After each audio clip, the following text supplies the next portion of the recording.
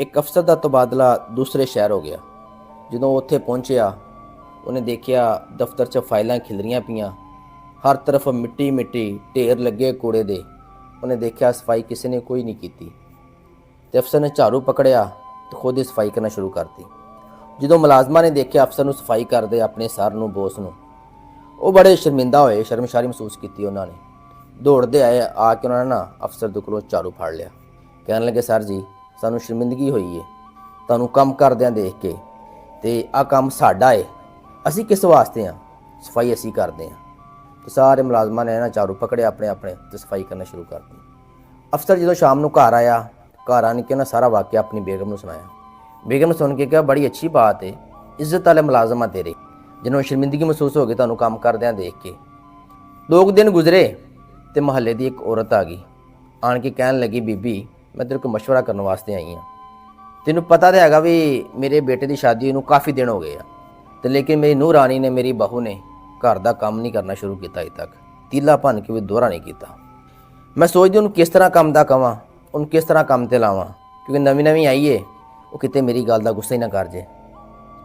ਇਸ ਦੌਰਾਨ ਹੀ ਉਸ ਬੀਬੀ ਨੂੰ ਆਪਣੇ ਜ਼ਿਹਨ ਦੇ ਵਿੱਚ ਸ਼ੋਹਰ ਵਾਲਾ ਵਾਕਿਆ ਸਾਰਾ ਯਾਦ ਆ ਗਿਆ। ਉਹਨੇ ਸਾਰਾ ਵਾਕਿਆ ਉਹਨੂੰ ਸੁਣਾਇਆ।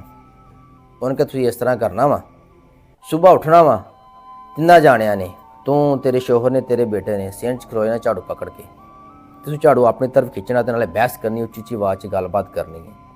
ਤੂੰ ਕਹਿਣਾ ਝਾੜੂ ਪਹਿਲਾਂ ਮੈਂ ਫੇਰਨਾ ਵਾ, ਸ਼ੋਹਰ ਤੇਰਾ ਆਪਣੀ ਤਰਫ ਖਿੱਚੇ ਤੇ ਕਹੇ ਝਾੜੂ ਮੈਂ ਫੇਰਨਾ ਵਾ, ਤੇ ਬੇਟਾ ਤੇਰਾ ਕਹੇ ਝਾੜੂ ਮੈਂ ਫੇਰਨਾ ਵਾ।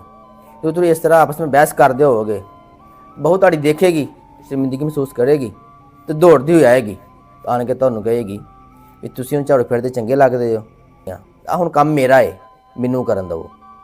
उन्हें कहा बात तो ठीक है। सुबह हुई, वो तिन्ने सेहन दे विच आपस में बहस करन डे झाड़ू पकड़ के। हुण सस कहे खिच्चे अपने वाल नूं झाड़ू, कहे मैं झाड़ू फेरना वा, सोहरा अपने वाल नूं खिच्चे तो मैं झाड़ू फेरना वा, वो बेटा अपने वाल खिच्चे भी झाड़ू मैं फेरना वा। दूर खड़ी बहू रानी ने देख लिया, वो दौड़ती हुई आई, आन के कहन लगी खलोवो जरा, मैं तैनूं एक मशवरा देनी आ भी एक झाड़ू आ, हुण तिन्ने तुसीं लड़दे चंगे लगदे, इस तरह बहस करदे, इस तरह करो अज सासू मां तुसीं झाड़ू फेर लो, कल नूं सोहरा जी तुसीं फेर लियो, परसों नूं अपने शोहर नूं कहन लगे तुसीं फेर लियो। गल खत्म हो गई, च लड़ी वाली किहड़ी गल है साहब। बात करने का मकसद है, कोई मजाइया बात नहीं हैगी, इहदे विच एक सबक मिलता है, यानी शर्मिंदा होना इज्जतदार लोगों का काम है। बाज़ लोग बहुत ही बेशरम, घटिया, बदनस्ले, बद करदार, बदतमीज़, बद तहजीब होंदे आ, उन्हां नूं इज्जत और बेइज्जती दी कोई नहीं हुंदी, ते जिन्हां लोकां नूं इज्जत और बेइज्जती दी कोई नहीं, ते दोस्तों उन्हां नूं शर्मिंदगी किस बात दी।